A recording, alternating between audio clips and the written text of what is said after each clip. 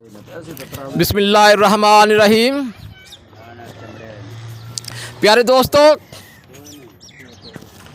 द्राविड़ कौम ही वो पहली कौम है जो बर्रे सगीर में सबसे पहले मुसलमान हुई।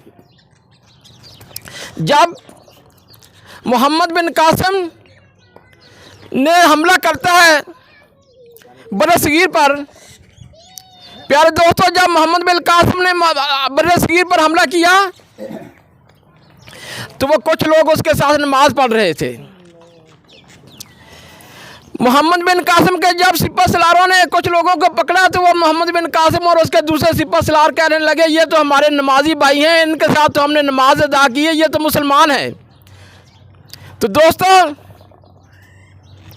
अब जिस तरह हमारी द्राविड़ कौम ने पहले बर्रे सगीर पर हुकूमत की है, इस तरह हमारी कौम को फिर से उठने की ज़रूरत है। प्यारे दोस्तों, हर कौम को एक अरूज होता है, अरूज के बाद ज़वाल होता है। तो आज से 400 साल कबल आप इस मुल्क के बर्रे सगीर के पाको हिंद के सरबराह थे, बादशाह थे। आपको अपने आप को सोचना होगा कि हम ही वो लोग हैं जिन्होंने 2500 साल बर्रे सगीर पाको हिंद पर हुकूमत की। अब आपका ज़वाल ख़त्म होने वाला है और आपको अरूज की तरफ बढ़ना है। प्यारे दोस्तों, इसका एक ही तरीका है कि अपने बच्चों को तालीम से रोशनास कराएं। आपका कोई बच्चा ऐसा नहीं होना चाहिए जो अनपढ़ रह जाए। हमने अपने बच्चों को पढ़ाना है, इंशाल्लाह बोले, हमने अपने बच्चों को पढ़ाना है। तालीम ही वो वाहिद ज़रिया है जिससे आप अपना खोया हुआ मकाम हासिल कर सकते हैं।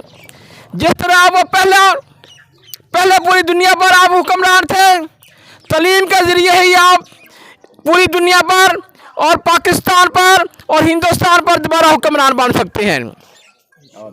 आपका पूरा नाम क्या है? शेख यूसुफ। अब मैं दावत देता हूँ हमारे बहुत ही बड़े रहनुमा लीडर मोहतरम शेख यूसुफ साहब को। बिस्मिल्लाहिर्रहमानिर्रहीम। बिस्मिल्लाहिर्रहमानिर्रहीम। शुरू करता हूँ अल्लाह के नाम से जो बड़ा मेहरबान निहायत रहम वाला है। आज तो परेशान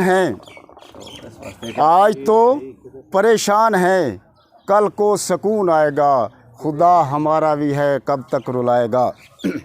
मेरे भाइयों, दोस्तों, बुज़ुर्गों, बात तो सच तो ये है, सन 1947 से लेकर जो कि हमारी कौम चक्की की आटे की तरह पीस रही है। खबर ही नहीं है हमारे लिए सियासी पार्टियाँ और काबिल एहतराम हैं, लेकिन हमारा किसी को ख्याल ही नहीं आता। इसलिए ख्याल नहीं आता कि हमें ये समझते हैं कि चाय की प्याली पर ये बिकने वाले लोग हैं और टिश्यू पेपर की तरह इस्तेमाल करके वहाँ पे फेंक देते हैं। और ऐसे और इंशाअल्लाह ताला मैं द्राविड़ तंजीम के हम रहनुमाओं से इल्तिजा करता हूँ कि एक दफ़ा हमें फिर आना चाहिए, जैसे कि सन 1912-80 से लेकर हम वो कौम थी कि वो हमारी कौम थी कि जो दुनिया के ऊपर बादशाही की है। तो इसलिए हम इतने कमज़ोर पड़े हैं कि हमारे में इतनी मोहब्बत होनी चाहिए ताकि एक से कुछ नहीं बनता, मुक्के से सब कुछ बनता है। जब अपने एक जगह पे इकट्ठे होंगे तो इंशाअल्लाह ताला अल्लाह हमारी मदद करेगा। आसमान हमारी छत है, ज़मीन हमारा बेड है। हक़ ला इलाहा इल्लल्लाह मुहम्मद रसूलुल्लाह कि हम उसके रास्ते पर चलने की हमें सबको तौफ़ीक देवे। मैं ये कहना चाहता हूँ, वज़ीर आज़म पाकिस्तान 22 साल जद्दोजहद किए और अपनी मंज़िल मक़सूद तक पहुँचे। अल्लाह ताला किसी को जो हक़ के रास्ते पर चलता है अल्लाह उसकी मदद करता है।